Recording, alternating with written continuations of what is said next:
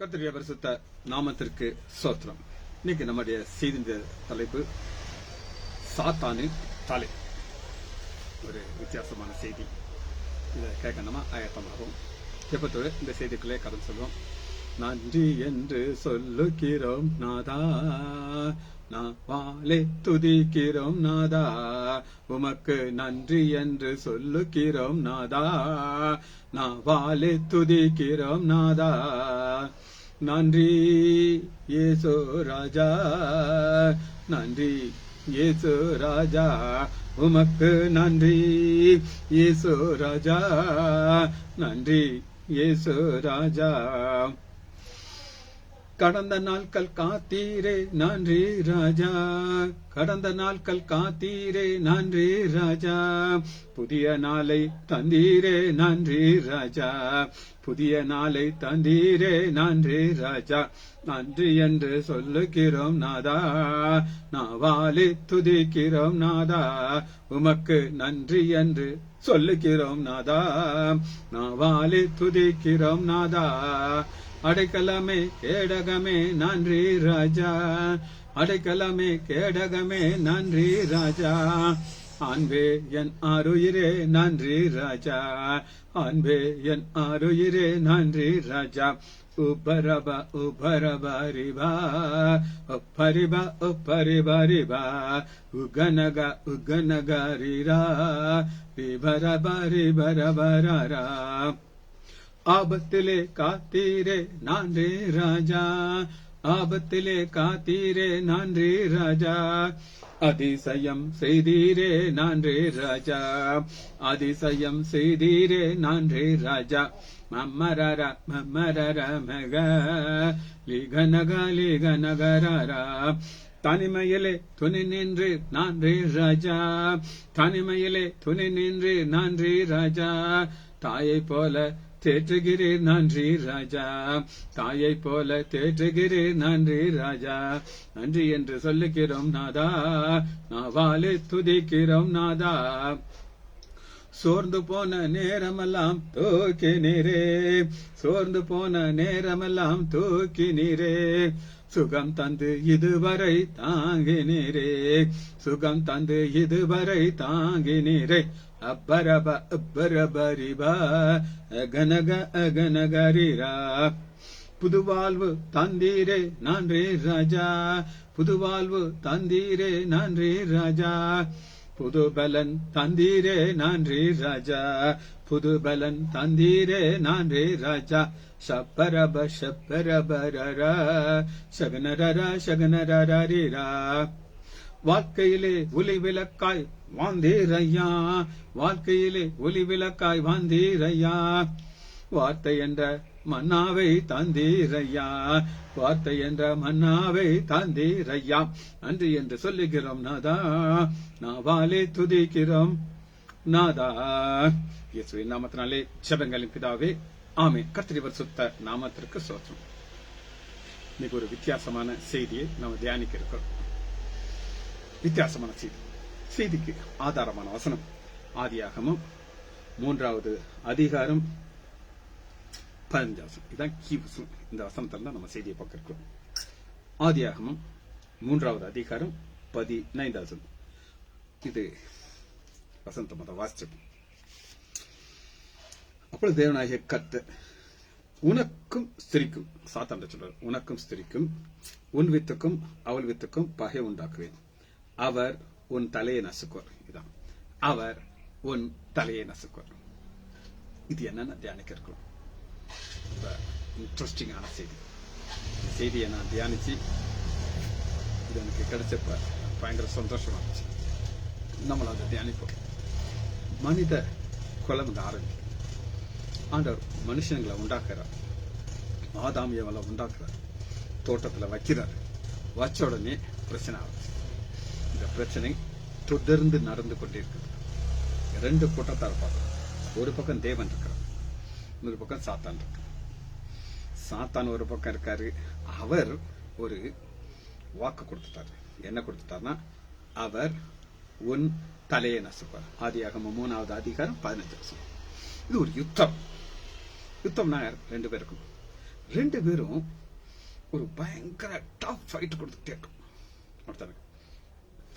ஒரு சின்ன ஒரு ஒண்ணுக்கு இல்லாத ஒருத்தனானா பூ நவுதுனான்னு போயிடும். ஆனா இங்க நம்ம பாக்குறது ஒரு பெரிய ஒரு யுத்தம், கடவுளுக்கும் சாத்தானுக்கும் ஒரு யுத்தம். இப்போ சாத்தான் அப்படிங்கிற ஒருத்தனை ஏன் ஆண்டவர் உண்டாக்குனார் அப்படின்னு நீங்க கேட்டீங்கன்னா, தன்னுடைய வல்லமையை வெளிப்படுத்த, என்னுடைய power, I want to show my power, அந்த பவரை காட்டுறதுக்கு ஆண்டவர் சத்ருவை உண்டாக்கியிருக்கார். அந்த சாத்தான்ட்ட ஆண்டவர் தெளிவாக ஒரு காரியத்தை சொல்கிறார். அவர், இது இயேசு கிறிஸ்துவ குறிக்கிறது, உன் தலையை நசுக்குவார். ஆனா இங்க ரெண்டு பேர்ல இருந்து ஆரம்பிக்கிறார். எப்படி ரெண்டு பேர் பார்ப்போம் உங்களுக்கு? உனக்கும் ஸ்திரீக்கும். இங்க உனக்கு யாரு சொன்னா சாத்தான், ஸ்திரீ. இந்த ஸ்திரீங்கிறது ஏவாள்கிட்ட இருந்து வருகிற ஒரு சந்ததி. ஒன் பெண் இப்படி வந்து இப்ப பாத்தீங்கன்னா ஒருத்தர் இருந்து ஒரு சந்ததி வர நம்ம பார்க்கறோம். ஒரு நடந்த சம்பவத்தை உங்களுக்கு சொல்றேன். என்னுடைய அண்ணன் ஒரு நாள் என்ன முடிவு பண்ணார் அப்படின்னு கேட்டீங்கன்னா, நாங்க லைசாண்டர்ங்கிறது எங்களுடைய குடும்பம். என்னுடைய தகப்பனாருக்கு நாங்க 5 பிள்ளைகள், 3 பசங்க 2 பெண் பிள்ளைகள்.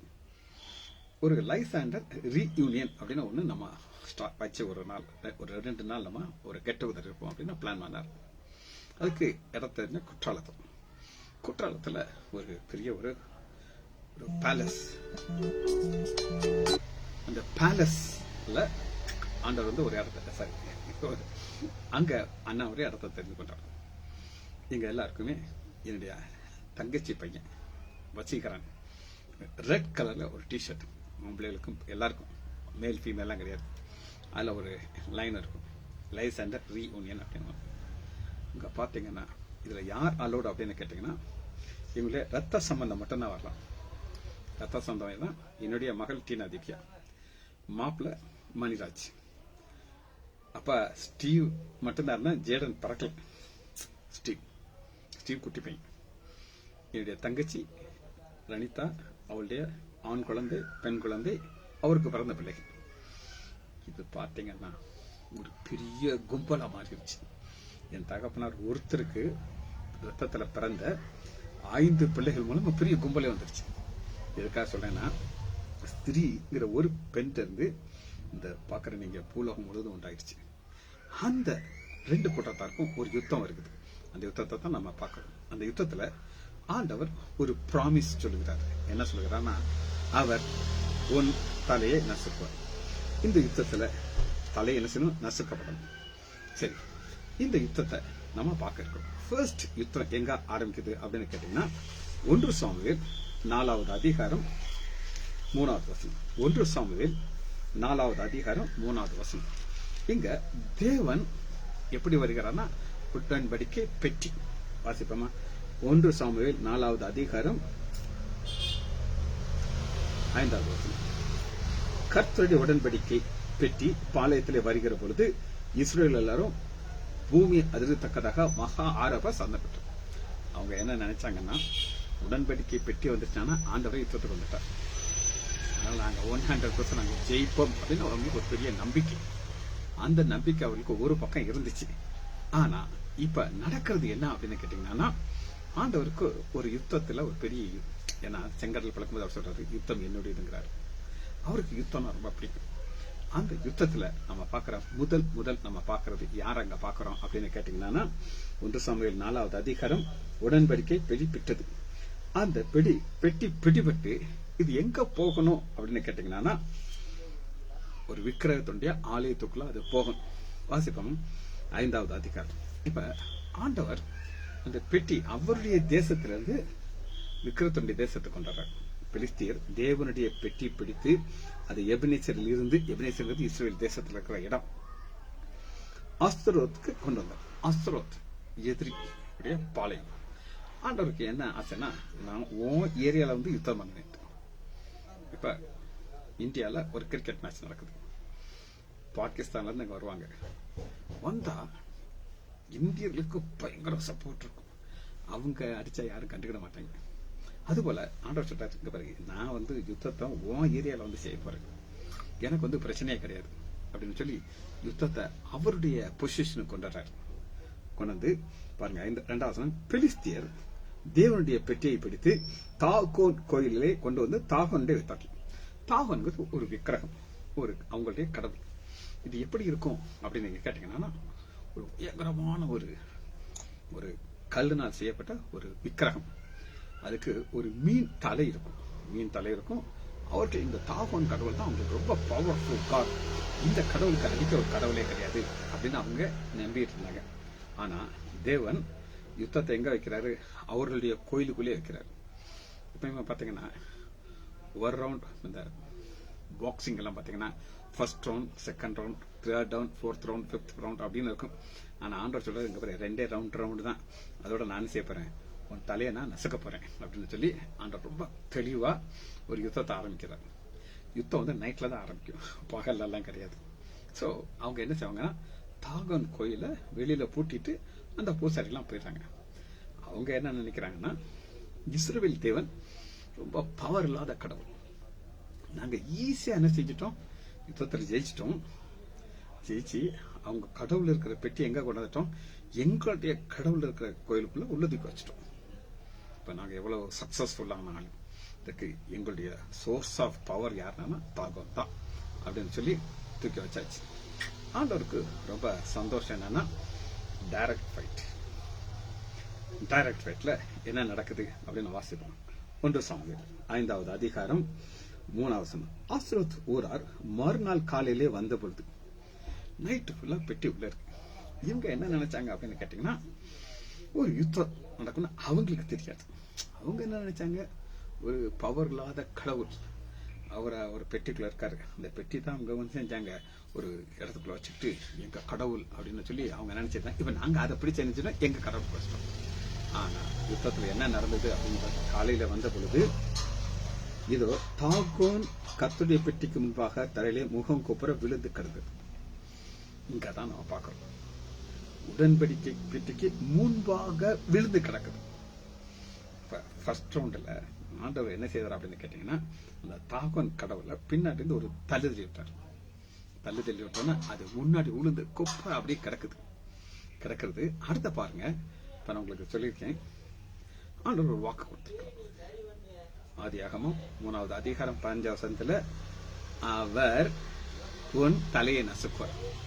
இப்ப முகம் குப்புற கடந்து தலை வந்து எல்லாம் இன்டாக்டா தான் இருக்கு. ஆனா அடுத்த வசனம் பாத்தீங்கன்னா 1 சாமுவேல் 5வது அதிகாரம் 4வது வசனம், அவர்கள் மறுநாள் காலமே எழுந்து வந்தபோது, இதோ தாகோன் கர்த்தருக்கு முன்பாக முகம் குப்புறது விழுந்ததுமல்லாமல், பாருங்க 3வது வசனத்துல அவங்க என்ன செஞ்சாங்க, தாகோனை எடுத்து திரும்பி பொசிஷன் வச்சுட்டாங்க. திரும்ப பொசிஷன் வச்சுட்டு அவங்களுக்கு கொஞ்சம் உள்ள வருத்தம் இருக்கும். என்னையா இந்த உடன்படிக்கை பெட்டி முன்னாடி விழுந்து கிடக்குதே, கொஞ்சம் அவமானமா இருக்குமே, என்ன பண்றது அப்படின்னா கொஞ்சம் கவலைப்பட்டுட்டு திரும்ப நினைச்சாங்க, தாகோனா ஸ்ட்ரெயிட்டா நிப்பாட்டி வச்சுட்டு இப்ப ஆண்டவர் செகண்ட் ரவுண்ட் யுத்தம், ஆண்டவருக்கும் சத்துருக்கும் சாத்தானுக்கும். அந்த யுத்தத்துல ஆண்டவர் என்ன சொல்றாங்கன்னா, அவர் உன் தலையை நசுக்கணும். தலை நசுக்கிறதுக்கு செகண்ட் ரவுண்ட். 1 சாமுவேல் 5வது அதிகாரம் 4வது வசனம், அவர்கள் மறுநாள் காலமே எழுந்து வந்த பொழுது, இதோ தாகோன் கர்த்தருடைய பெட்டிக்கு முன்பாக தலையில முகம்பெற விழுந்தது மட்டுமல்லாமல், தாகோனுடைய தலையும் அந்த 2 கைகளும் வாசல் உடையப்பட்டு தாகோன் உடல் மாத்திரம் வந்து. இதுதாங்க யுத்தத்துல ஆண்டவர் தாகோனுடைய தலையை கழட்டிட்டார். ஏன் இதை செய்தார் அப்படின்னு கேட்டீங்கன்னா, ஒரு யுத்தம் யாருக்கும் வரும் அப்படின்னு கேட்டீங்கன்னா, சாத்தானுக்கும் ஆண்டவருக்கும். ஆண்டவர் இந்த யுத்தத்துல எப்படி வருவார் அப்படின்னு கேட்டீங்கன்னா, இங்க எப்படி வந்தார் அப்படின்னு கேட்டீங்கன்னா, ஒரு உடன்படிக்கை பெட்டி. இந்த உடன்படிக்கை பெட்டி எங்க வைப்பாங்க அப்படின்னு கேட்டீங்கன்னா, மகா பரிசுத்த ஸ்தலத்துல தான் இருக்கும். அதுக்குள்ள யாரும் போக முடியாது, அந்த அளவுக்கு அதுக்குள்ள ஒரு பவர் இருக்கும். வருஷத்துக்கு ஒருக்கா மாத்திரம் மகா பிரதான ஆசிரியர் அதுக்குள்ள போவார். அங்க எப்படி இருக்கும்னு கேட்டீங்கன்னா, ஒரு செக்கனா மகிமை அப்படி இருக்கும். மகிமை இறங்கி இருக்கும். அதுக்குள்ள அந்த மகா பரிசுத்த ஸ்தலத்துல பிரதான ஆசிரியன் எசகு பசக ஒரு பாவம் செஞ்சுட்டு உள்ள போயிருந்தான்னா நான் அடிச்சிருவேன். அதனால அவனுடைய ட்ரெஸ்ல வந்து மணி கட்டி வச்சிருப்பாங்க, பெல்ஸ், ஒரு கயிறு கட்டி வெளியில தொங்க வச்சிருப்பாங்க. அந்த சவுண்டு கிளிங் கிளிங் அவர் இங்க போறாரு, அங்க வர சவுண்டு கட்டிட்டு இருக்கும். அப்ப என்ன அர்த்தம், நம்ம பிரதான ஆசிரியர் உயிரோட உட்காந்துச்சு. ஆனா அடி விழுந்துச்சுன்னு வச்சுக்கோங்க, அந்த அளவுக்கு ஒரு பவரான ஒரு பெட்டி பிடிபட்டுச்சு. ஆனா நடந்தது என்னன்னா, ஒரு எபினேசர் எல்லையிலிருந்து வந்தாச்சு, வந்து ஒரு ஆண்டவர் ஜெயத்தை கொடுத்தார். சரி, இது ஃபர்ஸ்ட் சம்பவம். அடுத்து ரெண்டாவது ஒரு தலை எடுக்க போறார். முதல் யுத்தம் முடிஞ்சிருச்சு. முதல் யுத்தத்துல யார் வந்தா அப்படின்னு கேட்டீங்கன்னா, ஆண்டவர் வந்தார். எப்படி வந்தாரு? உடன்படிக்கை பெட்டியாக வருகிறார். ஆனா ரெண்டாவது யுத்தம் அப்படி கிடையாது, அது கொஞ்சம் வித்தியாசமான யுத்தம். வாசிப்போம். 1 சாமுவேல் 17வது அதிகாரம். பெட்டிக்கு பதிலாக தேவன் ஒரு தாவீதுன்னு ஒரு மனுஷனை உண்டாக்குறார். தாவீது ரொம்ப பாப்புலரான பேர். ஒரு ராஜா டேவிட் ராஜா இங்க இருக்கிறார். தாவீது யார் அப்படின்னு கேட்டீங்கன்னா, ஒரு சின்ன பையன், குட்டி பையன். இவனை ஆண்டவர் கண்ணு வச்சுட்டார். கண்ணு வச்சு இவனை ஒரு அபிஷேகம் பண்ணணுங்கிற ஒரு லெவலுக்கு கொண்டு வந்துட்டார். ஆனா அவங்க அம்மா இல்ல அப்பா வேற கண்டுக்கிடவே மாட்டாங்க. வாசிப்போமா? 16வது அதிகாரம். 1 சாமுவேல் 16வது அதிகாரத்துல ஆண்டவர் சாமுவேல் அனுப்புறாரு. எதுக்காகனா, ஒரு தைல கும்ப வச்சு அபிஷேகம் பண்ணணும் சொல்லி. ஆண்டவர் எதை பார்ப்பார் அப்படின்னு கேட்டீங்கன்னா, 1 சாமுவேல் 16வது அதிகாரம் 7வது. கர்த்தர் சாமுவேலை நோக்கி, நீ இவனுடைய முகத்தையும் இவனுடைய சரீர வளர்ச்சியும் பார்க்க வேண்டாம், நான் இவனை புறக்கணிக்கிறேன். யாரை புறக்கணிக்கிறார் அப்படின்னு நீங்க கேட்டீங்கன்னா, தாவீதுடைய அண்ணன்மார்கள் எல்லாம் மிலிட்டரி ஆபீசர்ஸ். மிலிட்டரி ஆபீசர் எப்படி டாலா ஹெப்டியா அப்படி பெரிய பில்ட்டோட தான் இருப்பாங்க. அப்படிப்பட்டவங்களை எல்லாம் ரிஜெக்ட் பண்ணிட்டாரு. No no no. ஏன் ரிஜெக்ட் பண்ணாரு அப்படின்னா, இருதயத்தை பார்க்கிறாரு. மனுஷன் முகத்தை பார்ப்பான், கர்த்தரோ இருதயத்தை பார்க்கிறார். அந்த இருதயத்துக்குள்ள என்ன இருந்துச்சு அப்படின்னு கேட்டீங்கன்னா, ஆண்டவர் மேல ஒரு வைராக்கியம் இருந்துச்சு. எத்தனையோ கிறிஸ்தவர்கள் இருக்காங்க, எல்லாருக்கும் ஆண்டவர் மேல வைராக்கியம் இருக்கும். நான் இப்ப ஒரு ஓய்வுக்காக என்னுடைய வீட்டுக்கு வந்திருக்கிறேன். இங்க கொடைக்கானல இது என்னுடைய ஒரு பர்சனல் ஹவுஸ். இது இங்க வந்தாலும் என் மைண்ட் ஃபுல்லா எங்க இருக்குன்னு ஆண்டவர் வார்த்தை நம்ம எப்ப சொல்ல போறோம், எப்படி சொல்ல போறோம், இதை மக்களுக்கு போய் சேரணும். அவங்களுக்கு ஆண்டோடைய வல்லமை அவங்க புரிந்து கொள்ளணும். என்னுடைய இருதயத்தில் இருக்கிற வாஞ்சி. அதனால ஆண்டவர் என்ன செய்யறாருன்னா, 12வது வசனத்துல அப்பீரன்ஸா காட்டுறாங்க. 1 சாமுவேல் 16வது அதிகாரம் 12வது வசனம். இப்ப சாமுவேல் கேட்கிறாரு, ஈசா உனக்கு இத்தனை பிள்ளை தானா? ஏன்னா ஆண்டவர் எல்லாத்தையும் ரிஜெக்ட் பண்ணிட்டாரு. யார் யார் இருக்காங்க உனக்கு பிள்ளை இருக்காங்களான்ட்டு. அப்ப அவர் சொல்றாரு, எல்லாத்துக்கும் குட்டி பையன் ஒருத்தர் இருக்கான், அவன் சரிப்பட்டு வர மாட்டான். எதுக்கு சரிப்பட்டு வருவான்? ராஜாக்கெல்லாம். அவன் ஆடு மேய்ச்சிக்கிட்டு இருக்கான் அப்படின்ட்டு. உடனே தாவீது சாமுவேல் சொல்றாரு, ஆளை அனுப்பி கூட்டிட்டு வா, அவன் வர நான் சாப்பாட்டுல கை வைக்க மாட்டேன் அப்படின்னு சொல்றாரு. இங்க ஒரு முக்கியமான ஒரு வசனத்தை, நம்ம எல்லாருக்கும் தெரிஞ்ச வசனம், ஆனா அதனுடைய அர்த்தத்தை நான் உங்களுக்கு காட்ட போயிடும். சங்கீதம் 23வது அதிகாரம். சின்ன வயசுல இருந்தே நம்ம பாய்காட்டா தெரியும் உங்களுக்கு. 23வது அதிகாரம் 5வது வசனத்துல ஒரு வசனம், என் சத்ருக்கு முன்பாக நீர் எனக்கு ஒரு பந்தியை ஆயத்தப்படுத்தி என் தலையை என்னைனாலே அபிஷேகம் பண்ணினர், என் பாத்திரம் நிறைவேறும். என் சத்துருக்கு விரோதமாக. எல்லாம் என்ன சொல்லுவாங்கன்னா, இந்த சத்துருங்கிறது சாத்தான் அப்படின்னு சொல்லுவாங்க. நானும் அப்படிதான் நினைச்சுக்கிட்டு இருந்தேன். ஆனா ஒரு அன்பு ராஜ் அப்படின்னா ஒரு பாஸ்டர் காலையில 7 மணிக்கு எங்க ஆலயத்துல ஒரு செய்தி கொடுக்கிறாரு. அப்ப அவர் இந்த ரகசியத்தை சொல்லி கொடுத்தாரு. அது சொன்னாரு, நீங்க நினைக்கிறப்ப சத்துருங்கிறது சாத்தான் கிடையாது, சகோதரர்கள் அப்பா. ஏன் அப்படின்னு கேட்டீங்கன்னா, அப்பா வந்து இவரை வந்து ஒரு கன்சிடர் பண்ணவே இல்லை. எங்க வீட்டுல நாங்க அண்ணன் தம்பி 3 பேரு. எங்க அப்பா ஈக்குவலா எல்லாரும் ரெஸ்பெக்ட் பண்ணுவாரு. எனக்கு ஒரு பொசிஷன் கொடுப்பாரு, அண்ணனுக்கு ஒரு வேலை கொடுப்பாரு, எல்லாரையும் ஈக்குவல் லெவலில் வச்சிருப்பாரு. எங்களுக்கு எல்லாரும் எங்க அப்பா மேல பயங்கர அன்பு இருக்கும். ஆனா ஆடு மேய்க்க அனுப்பிட்டாரு. இங்க காலையிலேயே இவர் வர்றாருன்னு தெரியும். யாரு வர்றாருன்னு சொல்லி சாமுவேல் வர்றாரு. சாமுவேல் எங்க வராது, இவங்க வீட்டுக்கு வர்றாரு. அப்ப சமையல் தட்டப்புட்டால நடந்துகிட்டு இருக்கும். நான் நினைக்கிறேன், இது பைபிள் இல்லை, நான் சொல்றேன், நம்ம நினைச்சு பார்த்தா அப்படித்தான் இருக்கும். ஒரே சமையல். இவரு தாவீது அப்பாட்ட போய் சொல்லுவாரு, அப்பா சாப்பாடு நடந்துகிட்டு இருக்குதுப்பா, இன்னைக்கு ஒரு நாளைக்கு நான் ஆடு மேய்க்காம நான் இங்கே இருக்கட்டா, நல்லா சாப்பாடு சுட சுட சாப்பிட்டா எனக்கு பிடிக்கும்லப்பா, போட்டா கெட் அவுட். இங்க சம்மதம் இல்லடா, நீ ஒரு ஈடா, கொல்லம்பட்டல உனக்கு என்னடா வேலை, ஒழுங்கு ஆடா பத்திட்டு போ. நீ வரும்போது அதாவது மீதி இருந்தா அதான்டா உனக்கு கிடைக்கும். சுட சுட எல்லாம் உனக்கு கிடைக்காது பாத்துக்கோ. அல்ல அண்ணன்மார்களுக்கு தான். அண்ணன் ஒருத்தன் ராஜாவாக போறான், எவன் எனக்கு தெரியாது. ஆனா இன்னைக்கு உறுதியா நடக்க போகுது. அனுப்பிப்பாரு அப்பா, துரத்தையே விட்டாரு. ஒரே சோகமா. சரி, நமக்கு இன்னைக்கு கிடைக்கிறது அவ்வளவுதான். ஆடு மேய்க்கணும் போகணும், மேய்ச்சி வரும்போது திரும்ப ஏதாவது மீதி கிடைக்கும் நமக்கு அப்படின்னு நினைச்சிட்டாரு. ஆனா சாமுவேல் ஒரு வார்த்தையை சொல்றாரு. 12வது 1 சாமுவேல் 16:12. ஆள் அனுப்பி அவனை அழைப்பித்தான். 11 ஆள் அனுப்பி அவனை அழைப்பித்து, அவன் இங்கே வரும் மட்டும் நான் பந்தி இருக்க மாட்டேன், சாப்பிட மாட்டேன். வரணும், வந்ததுக்கு அப்புறம் நான் சாப்பிடுவேன். இப்ப எல்லாம் சுட சுட சமைச்சதெல்லாம் இருக்குது. அன்னைமாரெல்லாம் ரொம்ப சீரியஸா நின்றுட்டு இருக்காங்க. என்னடா நம்ம எல்லாருமே ரிஜெக்ட் ஆகிட்டோமே. இப்ப ஒரு சிலர் ப்ராக்டிக்கலா உங்களுக்கு சொல்றேன். இந்த பொண்ணு பார்க்க வரும்போது சில பசங்க எல்லாம் டென்ஷன் ஆயிடுவாங்க. எனக்கு என்னுடைய பெரியப்பா பையன் வந்து வக்கீல் படிச்சிருந்தாரு. அவருக்கு எங்க சொந்தத்துல ஒரு பொண்ணு பிக்ஸ் பண்ணியிருந்தாங்க. நாகர்கோவில்ல பாக்குறதுக்கு. இவனுக்கு ஒரே பையன்.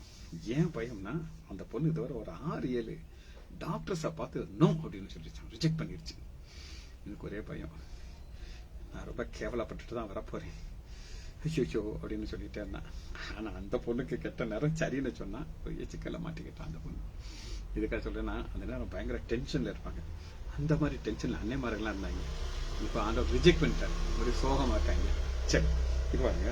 அப்பொழுது சாமுவேல் தைல கும்பை எடுத்து அவனை அவன் சகோதரன் நடுவே அபிஷேகம் பண்ணினார். அதனாலதான் தாவீது சொல்றாரு, என் சத்துருக்களுக்கு முன்பாக. அன்னை முறைச்சு பார்த்துப்பான், என்னடா இவனை போய் ஆண்டவர் தெரிந்து பண்றாரு. நாங்கெல்லாம் எவ்வளவு ஸ்மார்ட்டா இருக்கோம், ஹெஃப்ட் அண்ட் டால் அண்ட் ஹெப்டியா இருக்கும்னு சொல்லி. ஆனா துரத்தி விட்டாச்சு. 2வது யுத்தம் நடக்க போகுது. இந்த யுத்தம் யாருக்கு யாருக்கு நடக்க போகுது அப்படின்னு நீங்க கேட்டீங்கன்னா, வாசிப்போமா? 1 சாமுவேல் 17வது அதிகாரம்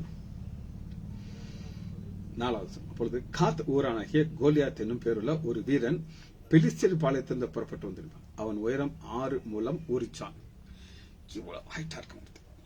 அவன் ட்ரெஸ் எல்லாம் பாத்தீங்கன்னா நமக்கெல்லாம் தலைச்சிட்டு இருக்கும். அப்படி ஒரு கெத்தா ஒருத்தன் நிற்கிறான். சத்ரு.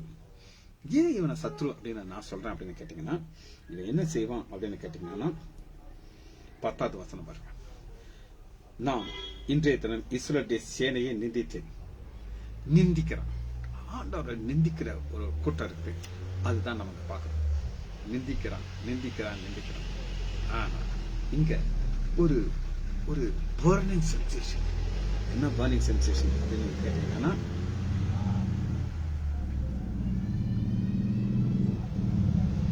24 இஸ்ரவேல் எல்லாரும் அந்த மனுஷனுடைய காணும்போது மிகவும் பயப்பட்டு அவன் முகத்துக்கு விலகி போனாங்க. 40 நாளாக டெய்லி காலையில வந்துடும். இங்க ராஜாவுடைய பொசிஷன் நான் உங்களுக்கு காட்டுறேன். 1 சாமுவேல் 17வது அதிகாரம் 16 சவுலும் இஸ்ரவேலும் அவனுடைய பெலிஸ்தருடைய வார்த்தையை கேட்டு மிகவும் கலங்கி பயப்படுறான். ஏன் கலங்கி பயப்படுங்கிறது நான் காரணம் சொல்றேன். இதெல்லாம் ஒத்தைக்கு ஒத்த ஃபைட். யுத்தத்துல எல்லாரும் சண்டை போடக்கூடாது. இவன் சொல்றான், நீங்க ஜெயிச்சிட்டீங்கன்னா எங்களுடைய ஃபுல் ராஜ்யம் பெலிஸ்தர் ஃபுல்லா நாங்க உங்களுக்கு அடிமையா மாறிடும். ஆனா நீங்க தோத்தா எங்களுக்கு அடிமையா மாறிடும். அதான் கண்டிஷன். 1 சாமுவேல் 17வது அதிகாரம் 8வது. அவன் வந்து இஸ்ரவேலை பார்த்து, நீங்கள் யுத்தத்திற்கு அணிவகுத்து நிற்கிறது என்ன? நான் பெலிஸ்தியன் அல்லவா? நீங்கள் சவுலின் சேவர்கள் அல்லவா? உங்களில் ஒருவனை தெரியுங்கள். அவன் ஒத்தைக்கு ஒரு ஆள் தான் சண்டை பண்ணலாம். அவன் என்னோட யுத்தம் பண்ணவும் என்னை கொல்லவும் சமர்த்தனால் நாங்கள் உங்களுக்கு வேலைக்காரர்கள். வேலைக்காரங்கிறது ஒரு ராங் டிரான்ஸ்லேஷன். வேலைக்காரன் அடிமை. ஃபுல் தேசமும் நாங்க உங்களுக்கு அடிமையா மாறிடும்.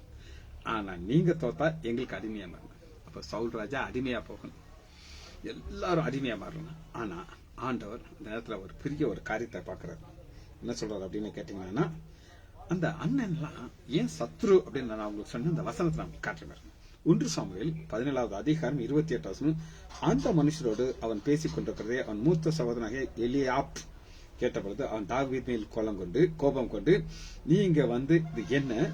வனாந்திரத்திலே உள்ள அந்த கொஞ்சம் ஆடுகளே நீ யாரோ செத்துட்டு? கொஞ்சம் ஆடு, 4-5 தான் இருக்கு. ஆனா இவர் என்ன சொல்றாரு, உன் துணிகரத்தை நான் பாக்குறேன், நீ இப்படி வந்தது என்னன்னு சொல்லி. ஆனா இவர் என்ன செய்யறது, பத்திரமா ஒருத்தர் பொறுப்பா கொடுத்துட்டவர். இவர் வேடிக்கை பார்க்க வரல, அப்பா சொன்னதை செய்ய வந்திருக்காரு. இப்ப பாருங்க, யுத்தம் ஆரம்பிக்குது. யுத்தத்துல என்ன ஒரு பெரிய ஒரு காரியம் அப்படின்னு நீங்க கேட்டீங்கன்னா, 1 சாமுவேல் 17வது அதிகாரம் 33. ராஜா சவுல் என்ன சொல்கிறார் அப்படின்னு கேட்டீங்கன்னா, அப்பொழுது சவுல் தாவீதை நோக்கி, நீ இந்த பெலிஸ்தீனோடு எதிர்த்து யுத்தம் பண்ண உன்னால் ஆகாது, நீ இளைஞன், அவன் தன் சிறு வயது யுத்தம். ஆண்டவர் பாத்தீங்கன்னா அந்த மேட்ச் இல்லாதபடிதான் அந்த யுத்தத்துல இருப்பார். தாகோன் ஒரு பெரிய ஒரு சிலை, அப்படிப்பட்ட ஒரு சிலை ஒரு பக்கம் இருக்கு. இன்னொரு ஒரு சின்ன உடன்படிக்கை பெற்று குட்டி, ஆனா அது தேவனுடைய பிரசன்னம் இருக்கிற இடம். இதுக்குதான் யுத்தம். அங்க முகம் குப்புற விழுந்துச்சு தாகோன். அதுபோல இங்க மேட்சே இல்லாததான் காட்டுவார். தாகோன் எப்படி ரொம்ப உயரமா இருந்தானோ அதுபோல கோலியாத்து பாத்தீங்கன்னா அப்படி ஒரு பெரிய சைஸ், ஹைட்டு வெயிட் எல்லாம் அப்படி நிக்கிறான். அவனுடைய பட்டயத்தை யாராலும் தூக்க முடியாது, அந்த அளவு ஒரு பவர்ஃபுல்லா ஒருத்தர் நிக்கிறான். ஆனா இன்னொரு பக்கத்துல நிறுத்துறது யார் அப்படின்னு பாத்தீங்கன்னா குட்டி கோலியாத், தாவீது. இப்ப இவர் என்ன சொல்றாரு அப்படின்னு கேட்டீங்கன்னா, எனக்கு பிரச்சனை என்ன அப்படின்னு கேட்டீங்கன்னா 36வது வசனத்துல ஒரே ஒரு பிரச்சனை தான் இருக்குங்கிறார். அது என்னன்னு பார்ப்போமா? 1 சாமுவேல் 17வது அதிகாரம் 36 வசனம். அவன் ஜீவனுள்ள தேவனுடைய சேனையிலே நிந்தித்தானே. பாத்தீங்களா, ஆண்டவர் சரீரத்தை பார்க்கணும், இருதயத்தை பார்க்கணும். இருதயத்துக்குள்ள ஒரு வேதனை, இவன் எங்க கடவுளை நிந்திக்கிறானே, நான் விட மாட்டேன், நான் இவனை விட மாட்டேன். இப்ப இவனுடைய தலைக்கு என்ன ஆக போகுது நான் பாக்குறோம். செய்தி எங்க இருந்து ஆரம்பிக்கிறேன் அப்படின்னு கேட்டீங்கன்னா, ஆதியாகமம் 3வது அதிகாரம் 15வது வசனத்துல ஸ்திரீட்ட சொல்றாரு, சத்துருட்ட சொல்றாரு. சாத்தாட்ட என்ன சொல்றாருன்னு கேட்டீங்கன்னா, உன் தலை நசுக்கப்படும். யாரால நசுக்கப்படும் அப்படின்னு கேட்டீங்கன்னா, வித்து. ஆதியாகமம் 3வது அதிகாரம் 15வது வசனம், அவர் உன் தலையை நசுக்குவார். தலை நசுக்கப்படணும். இப்ப யாருடைய தலை நசுக்கப்பட போது நம்ம பார்க்க போறோம். 1 சாமுவேல் 17வது அதிகாரம் 49வது வசனம். தன் கையை அடப்பத்திலே போட்டு அதில் ஒரு கல்லை எடுத்து கவனை எடுத்து பெலிஸ்தனுடைய நெற்றிப்பட இருந்தான். அந்த கல் அவன் நெற்றியில பட்டது, அவன் முக குப்புற விழுந்தான். எப்படி தாகோன் கர்த்தருடைய பெட்டிக்கு முன்பாக முகம் குப்புற விழுகிறானோ அதுபோல இங்க தேவன் மேல ஒரு வைராக்கியம் இருக்கிற ஒரு மனிதன் முன்னாடி அப்படி விழுகிறான். அடுத்த தலைக்கு என்ன நடக்க போகுதுன்னு உங்களை நான் காட்டுறேன். ஆகையால் தாவீது பெலிஸ்தீன் அண்டை ஓடி அவன் மேலே நின்று அவன் பட்டயத்தை உருவி அந்த உரையிலிருந்து எடுத்து அவனை கொன்று அவன் தலையை வெட்டினான். அடுத்து பாருங்க 54 வசனம். தாவீது பெலிஸ்தீனுடைய தலையை எடுத்து, இதுதான் தலையை நசுக்கப்படணும். சரி, 2 காமிச்சிட்டேன். இப்ப 3வதாக ஒரு நபரை பார்த்து நம்ம இதை பிடிக்க போகிறோம். 3rd யாரை பார்க்க போறோம் அப்படின்னு கேட்டீங்கன்னா, வாசிப்போமா? 1 சாமுவேல் 10வது அதிகாரம் 1 வசனம். 1 சாமுவேல் 10:1. இது ஒரு ராஜா சவுல். சவுளுடைய ஆரம்பம் ரொம்ப பெர்ஃபெக்டா இருந்துச்சு, சூப்பரா இருந்துச்சு. ஆனா கொஞ்ச நாளிலேயே அவனுடைய ஓட்டம் ராங்கா போயிடுச்சு. எப்படி ஆரம்பிச்சாரு அப்படின்னு கேட்டீங்கன்னா, சாமுவேல் தைல கும்ப வச்சு அபிஷேகம் பண்ணிட்டார். தாவீது அபிஷேகம் பண்ண மாதிரி அதே அபிஷேகம். அதனால என்ன நடந்துச்சு அப்படின்னு கேட்டீங்கன்னா, 9வது வசனம். 1 சாமுவேல் 10:9. இங்க ஸ்டார்டிங் கரெக்டா இருந்துச்சு. 9, அவன் சாமுவேலை விட்டு போய் திரும்பும்பொழுது தேவன் அவனுக்கு வேறு இருதயத்தை கொடுத்தார். அந்த இருதயத்துக்குள்ள பரிசுத்த ஆவியானவர் வந்தார், ஸ்டார்ட் பண்ணார். ஸ்டார்டிங் கரெக்டா தான் இருந்துச்சு. ஆனா போயிட்டே இருக்கும்போது ஒரு பிரச்சனை வந்துருச்சு. என்ன பிரச்சனை வந்துச்சு அப்படின்னு நீங்க கேட்டீங்கன்னா,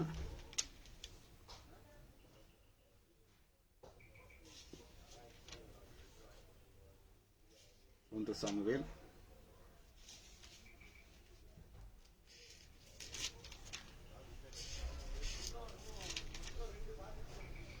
18வது அதிகாரம். இப்ப தாவீது கோலியத்தை தலையை வச்சாச்சு. இப்ப எல்லாம் பெண்கள் டான்ஸ் ஆடிட்டு, சவுல் கொண்டது 1000, தாவீது கொண்டது 16,000 சொல்லி ஒரு புகழ்ச்சியான பாட்டை பாடுறாங்க. இப்ப அந்த வேற இருதயத்திற்குள்ள சாத்தான் உள்ள வந்துட்டான். இப்ப ஆரம்பத்துல ஆண்டோடைய பிள்ளையா இருந்த சவுல் இப்ப பிசாசா மாறிட்டான். கோபம், கசப்பு, வைராக்கியம். இவனுடைய ஒரே ஒரு வேலை என்ன அப்படின்னு கேட்டீங்கன்னா, ராஜபாரியம் பண்றதா கிடையாது. தாவீது எப்படியாவது கொலை செய்யணும், பாருங்க. அந்த பிளான் எப்ப ஆரம்பிச்சதுன்னு கேட்டீங்கன்னா 19வது அதிகாரம் 1 வசனத்துல தாவீதை கொன்று போகும்படிக்கு இந்த கொலை வெறி உள்ள வந்துருச்சு. இப்ப ஆண்டவர் வேற ஆவிய உள்ள ஒரு இருதயத்தை கொடுக்கிறார். அந்த இருதயத்துக்குள்ள யார் இருக்கா? தீர்க்கதரிசனம் சொல்லுகிற வல்லமை உள்ள ஆவியானவர் உள்ள உட்கார்ந்துட்டு இருக்காரு. ஆனா சாத்தான் வந்த உடனே இவர் வெளியே போயிட்டாரு. பாருங்க,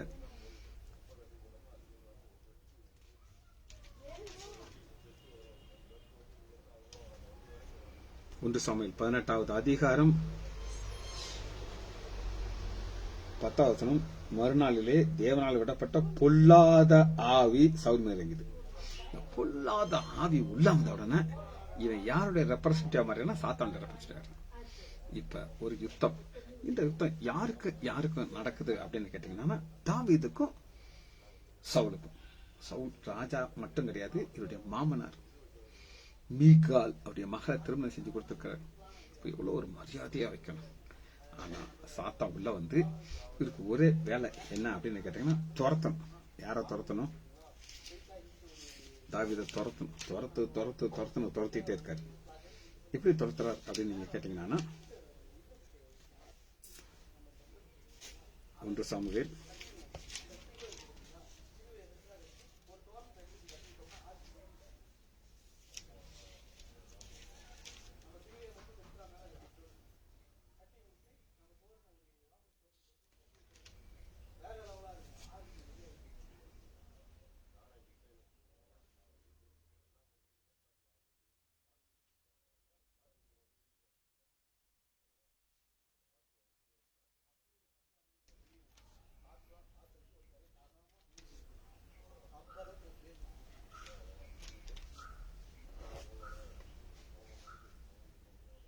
24வது அதிகாரம் 14வது வசனம். 1 சாமுவேல் 24வது அதிகாரம் 14வது வசனம். இங்க என்ன சொல்றாருன்னா தாவீது சொல்றாருன்னு பாத்தீங்கன்னா, இஸ்ரேல் ராஜா யாரை தேட புறப்பட்டார்? ஒரு சத்த நாயையா, ஒரு தில்லு பூச்சியா? யாரை பண்ற? ஒரு நாயை விரட்டுற மாதிரி விரட்டிட்டு இருக்காரு. அப்ப இவருடைய தலைய என்ன நடக்கணும் அப்படின்னு கேட்டீங்கன்னா, இது நடந்துகிட்டே இருக்கு. இப்ப இது முடிவுக்கு வரப்போகுது. எப்படி முடிவு இருக்க போகுதுன்னா ஆண்டவர் பார்த்துக்கிட்டே இருக்காரு. பெலிஸ்தர் கோயில்ல தாகோனுடைய ஆலயத்துக்குள்ள இருந்து 2 ரவுண்ட்ல கதையை முடிச்சிட்டாரு. இப்ப சவுலுடைய கதையை முடிக்க போறாரு. 1 சாமுவேல் 31வது அதிகாரம் 1 வசனத்துல பெலிஸ்தர் இஸ்ரவேலோடு யுத்தம் பண்ணினார்கள். இஸ்ரவேல் பெலிஸ்தருக்கு முறியடிந்து பெலிஸ்தர் சவுலையும் அவன் குமாரன் நிறுத்தினால் யோனாத்தான் தலையை வெட்டியாச்சு. இப்ப சவுல் அவனா சூசைட் பண்ணிட்டார். 4வது வசனம். அவன் ஆயுததாரியை பேசினால் சவுல் பட்டயத்தை நாட்டு அதன் மேல விழுந்தான், செத்து போயிடுச்சு. ஆனா தலை இன்டாக்டா இருக்கு. ஆனா ஆண்டுடைய வார்த்தையின்படி அவர் உன்னுடைய தலையை நசுக்குவார். தலை நசுக்கணும். பாப்போமா தலைக்கு என்னாச்சு அப்படின்னு கேட்டீங்கன்னா, அதே 31வது அதிகாரம் 8வது வசனம். வெற்றுண்டவர்களை உரிந்து கொண்டு பெலிஸ்தர்கள் மறுநாள் வந்த பொழுது அவர்கள் சவுலையும் அவன் 3 குமாரரையும் கில்போல் மலை மேலே விழுந்து கிடக்கிறதை கண்டு ஆண்டவர் அவரே தள்ளி விட்டார் தாகோன். 2வது ஒரு நபரை கொண்டாந்தார். அது தாவீது. பெலிஸ்தருடைய தலையை வெட்டான். இப்ப எதிரியே என்ன செய்யறாங்கன்னா சவுலுடைய தலையை வெட்டுறாங்க. அவன் தலையை வெட்டி, தலையை நசுக்கணும், தலையை வெட்டி அவன் ஆயுதங்களை எடுத்துக்கொண்டு தங்கள் விக்கிரகங்களையும் கோயிலே எல்லாத்தையும் பிடிச்செடுத்து கொண்டாடுறாங்க. அஸ்ரோத் தேவனுடைய கோயிலே அவன் உடலை தொங்க விடுறாங்க. யுத்தம் நடக்குது. யுத்தம் 2 பேருக்கு நடுவில் வருது. ஒரு பக்கம் தேவன், இன்னொரு பக்கம் சத்ரு சாத்தான். ஆனா ஆண்டவர் சொல்றாரு, நான் உன் தலையை நசுக்கு. அது யாரு? ஸ்திரீ வித்துதான் நடத்தும். நான் டைரக்டா வர மாட்டேன். ஆனா 3 காரியத்துல முதல்ல பெட்டியா வந்தார். பெட்டியா வந்து அந்த தாகோன் கோயில் முன்னாடி விழுகுறாங்க. தாகோன் உண்டா போட்டுருச்சு. அது ஃபர்ஸ்ட் நடந்தது. 2வது கோலியாத்து முகம் குப்பர விழுகிறான். விழுந்த அவன் தலையை தாவீது வெட்டார். ஆனா 3வது நம்ம பாக்குறது சவுல். ஆரம்பம் ஸ்டார்ட் ஆச்சு, பிறகு டைரக்ஷன் மாறி போயிட்டு இருந்துச்சு. இப்ப இவன் தலைய யார் வாட்டுறா அப்படின்னு கேட்டீங்கன்னா பிலிஸ்தியரை என்ன செய்றாங்க, வெட்டி அவங்க கொல்லத்துக்கு வச்சிட்டாங்க. ஜெபிச்சு முடிப்போமா? மகா இரக்கமும் கிருபையுமுள்ள பிதாவே, துதிக்கிறோம் ஐயா. வேத வசனத்துடைய ஆழத்தில் எங்களுக்கு காட்டினதுக்காக நன்றி ராஜா. வசனத்துடைய ஆழத்துல எப்படி ஆதியாகமம் 3வது அதிகாரம் 15வது வசனத்துல நடந்த யுத்தத்தை எங்களுக்கு நடத்தி காட்டினதுக்காக நன்றி. இன்றும் எங்களுக்காக யுத்தம் பண்ணுகிறீர் ஐயா. பிள்ளைகள் ஒவ்வொருவரையும் என் ஆண்டவராகிய இயேசு கிறிஸ்துவின் நாமத்தினாலே ஆசீர்வதிக்கிறேன். இயேசுவின் நாமத்தினாலே ஜெபங்கள் பிதாவே. ஆமேன், ஆமேன், ஆம்.